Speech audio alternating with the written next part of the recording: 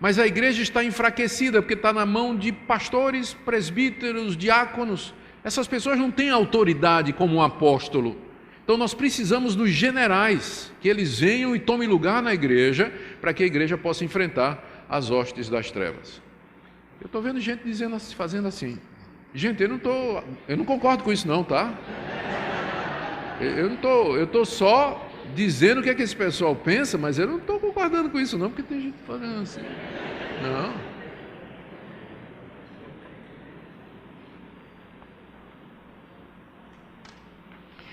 Vamos trazer a coisa mais para perto da gente. Como é que isso chegou no Brasil? Eles marcam há duas linhas de apóstolos concorrentes no Brasil. Aliás, na verdade, há mais.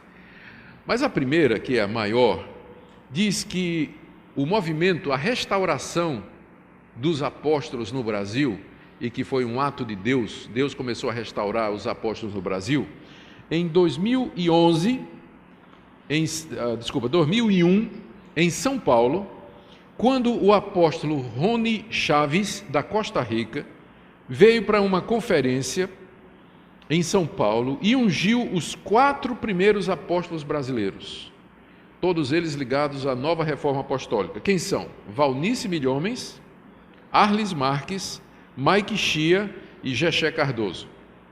São os 4 primeiros apóstolos brasileiros ungidos em 2001 pelo Rony Chaves, que é apóstolo na Costa Rica. Em 2012 ele voltou e ungiu Neuza Itioca como apóstola. Mas aí apareceu o René Terranova e disse, não, Deus começou a restaurar o movimento apostólico no Brasil em 2006, quando eu ungi os 7 primeiros apóstolos brasileiros em Manaus.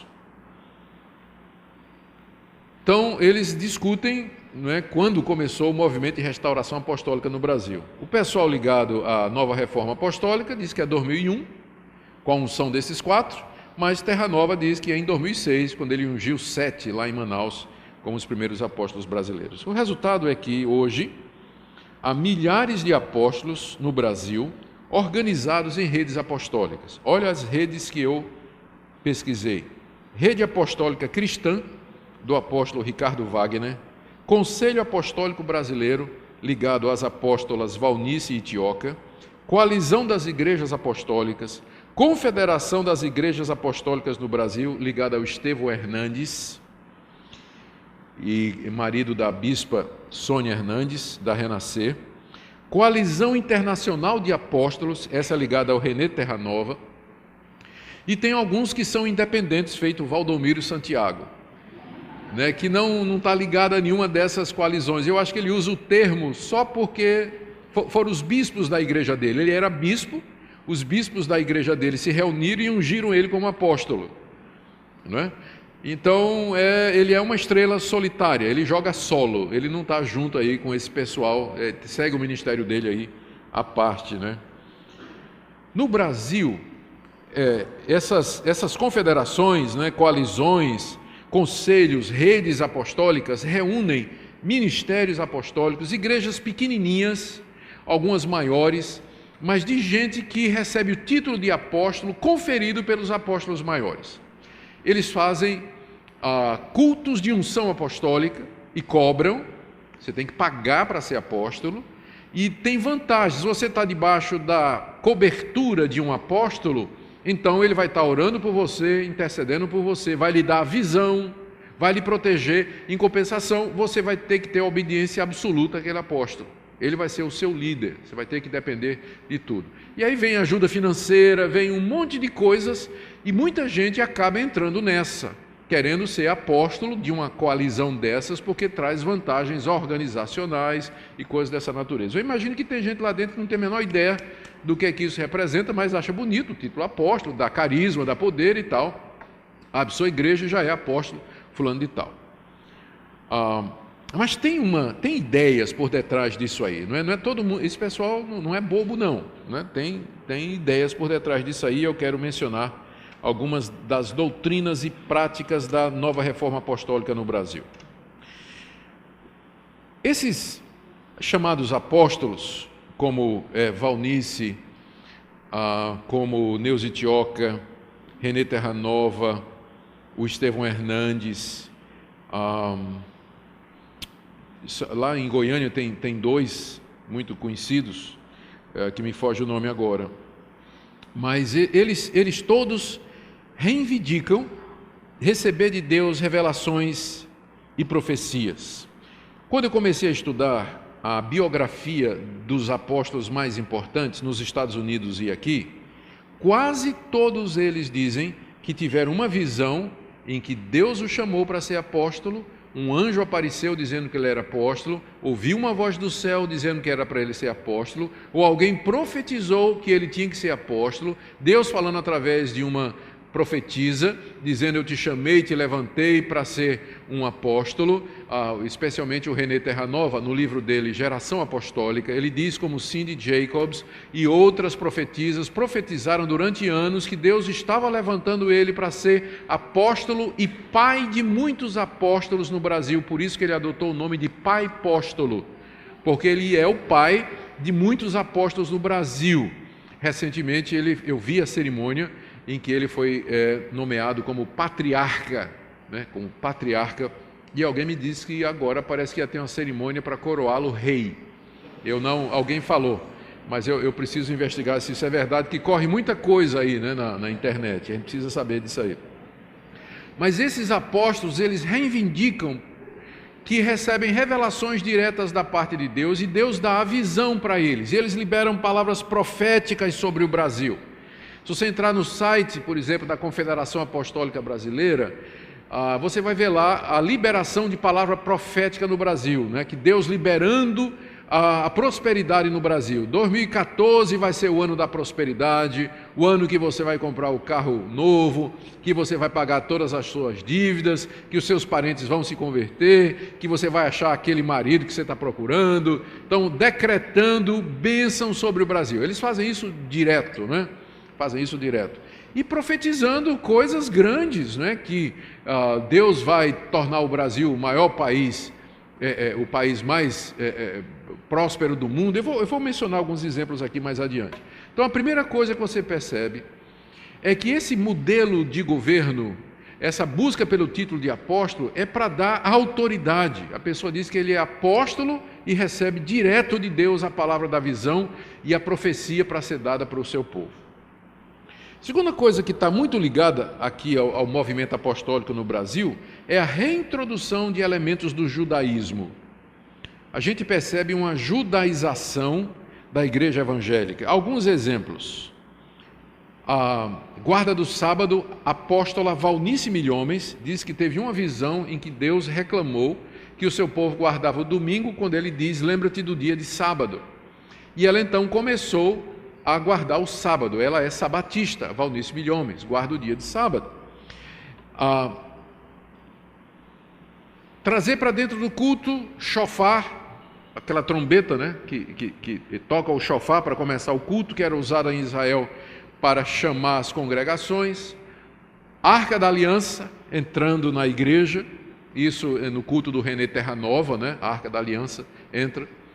Templo de Salomão, lá em São Paulo, construído pelo Edir Macedo, que não é apóstolo, não tem um nome, mas funciona como se fosse um apóstolo, apesar de só se chamar de bispo, mas ele funciona como se fosse um apóstolo.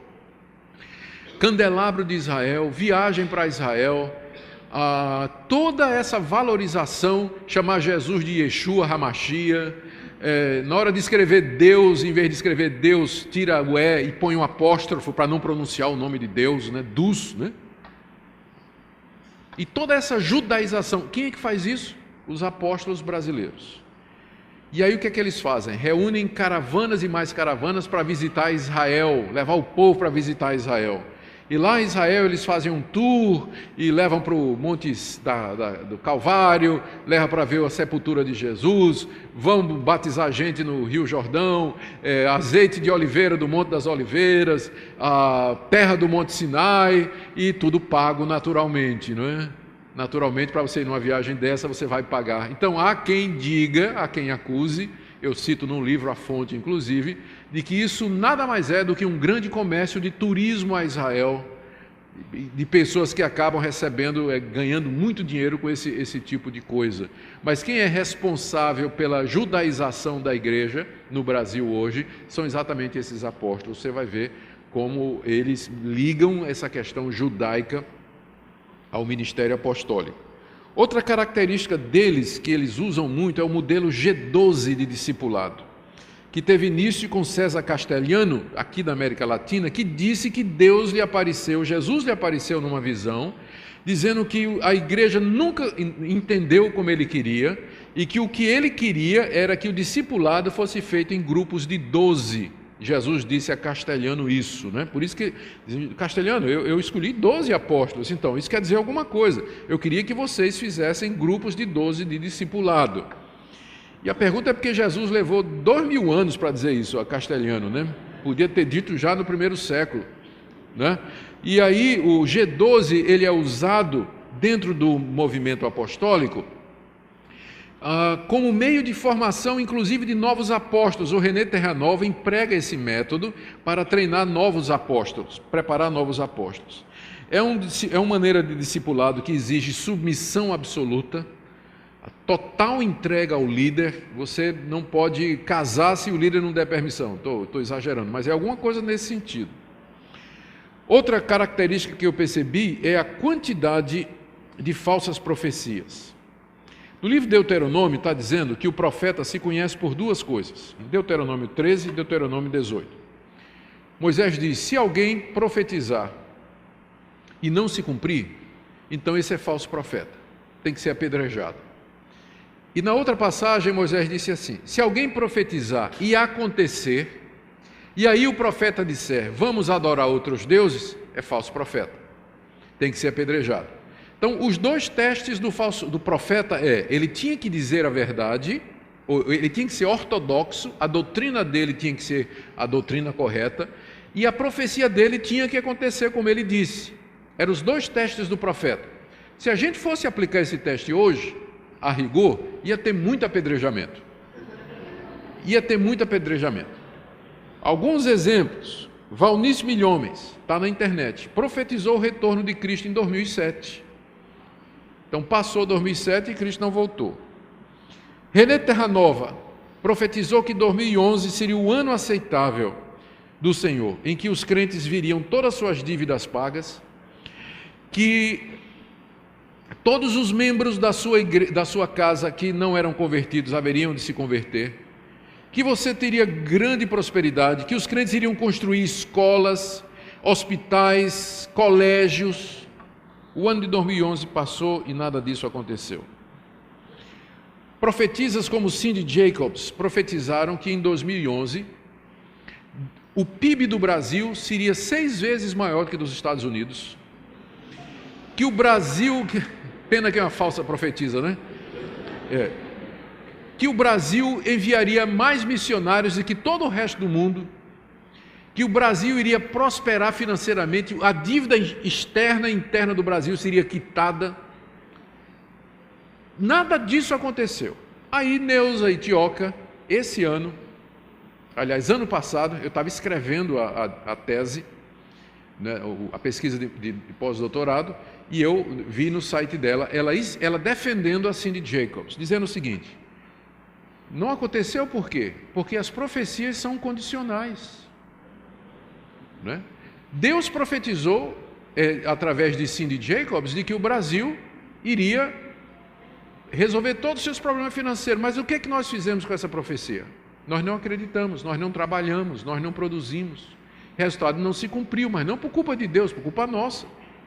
Deus agora está dando uma outra chance, ela diz isso mesmo, Deus está dando agora uma outra chance à nação brasileira para que essas profecias se cumpram.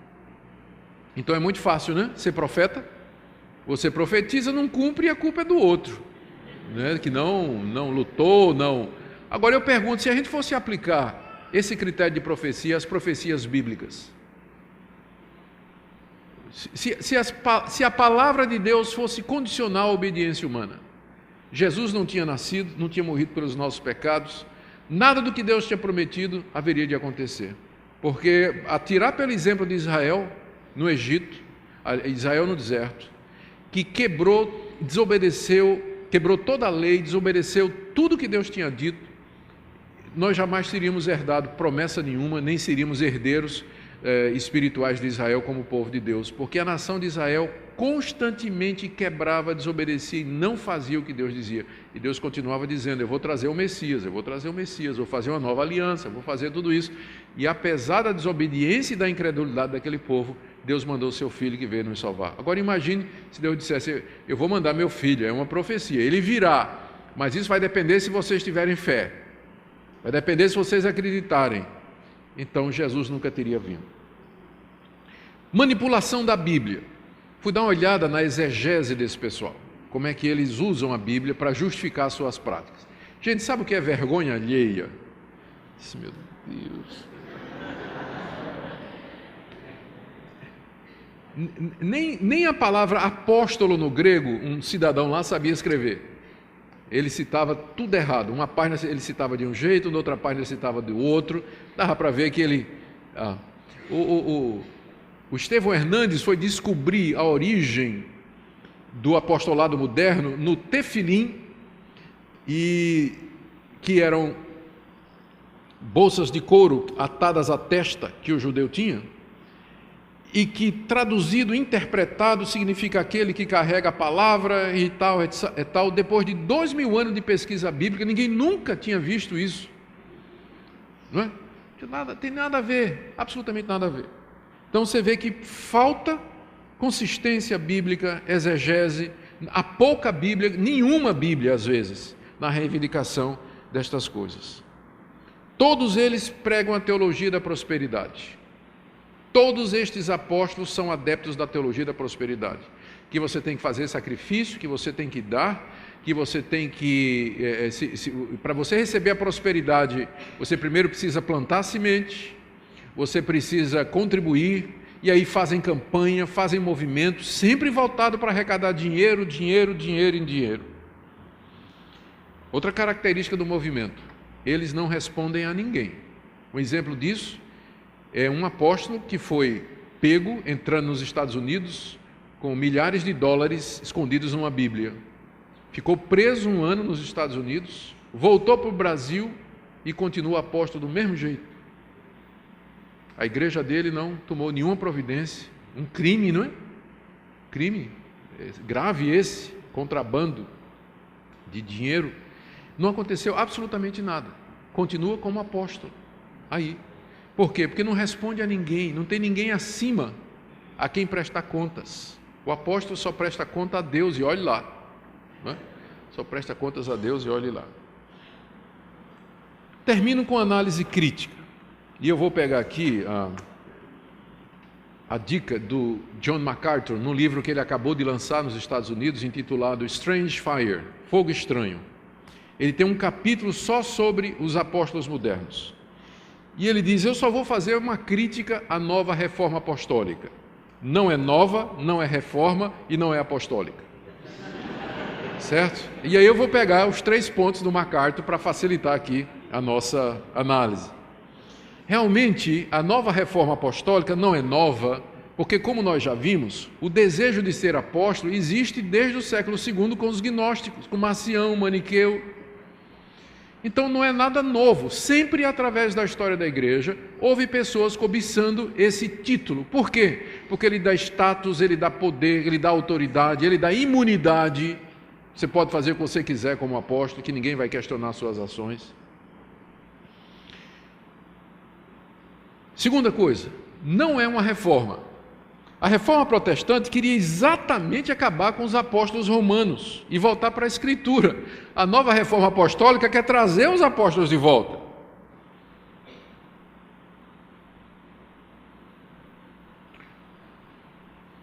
Peter Wagner diz que é Satanás quem levou os cristãos a concluir que o Espírito Santo não estava mais levantando apóstolos na igreja durante todos aqueles séculos. Wagner diz assim: é Satanás quem leva os cristãos a se concentrar no que o Espírito Santo disse e não no que ele diz.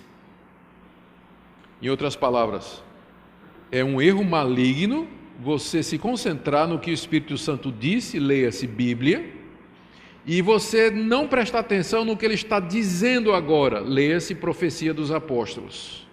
Ele diz que é satânico isso. Então isso aqui não é uma reforma, a ênfase da reforma foi trazer a Bíblia de volta à palavra dos apóstolos. Toda verdadeira reforma consiste num retorno à doutrina apostólica, mas não um retorno à pessoa do apóstolo ou ao ofício de apóstolo, mas aquilo que eles ensinaram e deixaram registrado infalivelmente nas páginas da Escritura. Então não é nova, não é reforma e nem é, em terceiro lugar, apostólica. Não é apostólica porque não tem as marcas dos apóstolos. Um apóstolo era alguém chamado diretamente por Cristo, pelo Cristo vivo, e que era testemunha da ressurreição, alguém que viu a Cristo depois da ressurreição. Só tem 13 pessoas que cabem nessa categoria no Novo Testamento, os 12 e Paulo. Os 12 foram chamados diretamente por Cristo durante seu ministério terreno. Paulo foi chamado por Cristo na estrada de Damasco. Os 12 viram o Cristo ressurreto, Paulo viu o Cristo ressurreto na estrada de Damasco. E há uma diferença entre uma visão e uma aparição de Cristo. Visão é o que João teve lá na ilha de Patmos para escrever o livro de Apocalipse. Se você tem uma visão, se você está aqui e você tem uma visão de Cristo, só você está vendo, os outros não estão vendo. Mas se Cristo aparece, todos veem, todos percebem, todos ouvem ou pelo menos sentem que tem alguma coisa se manifestando. O que aconteceu no caminho de Damasco não foi uma visão que Paulo teve, mas uma aparição do Cristo ressurreto e glorioso. E era tão glorioso que a luz que emanava do seu corpo era maior do que o sol ao meio-dia. Tanto é que os companheiros de Paulo ficaram ouvindo a voz, vendo alguma coisa sem discernir o que era, porque foi uma aparição. Então Paulo diz lá em 1 Coríntios 15 que Cristo apareceu aos 12, apareceu a Cefas, depois a 500 irmãos, depois a Tiago, depois aos apóstolos e por último de todos apareceu a mim. Ou seja, Paulo está dizendo que o último a quem Cristo apareceu no corpo da sua ressurreição foi ele.